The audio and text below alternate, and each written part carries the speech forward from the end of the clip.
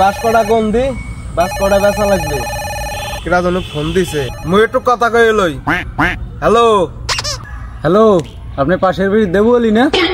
আমি এই দেবু আলী। শুনলাম আপনার নাকি একটা বাস যার আছে। হয় আছে একটা বাস হইবে?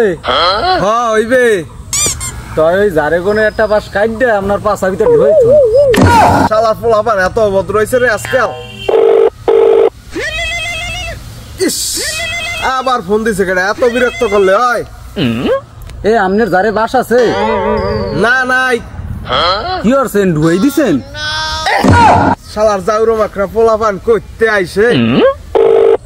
হ্যালো দেবু আলী। আমি এই দেবু আলী। বাস আছে?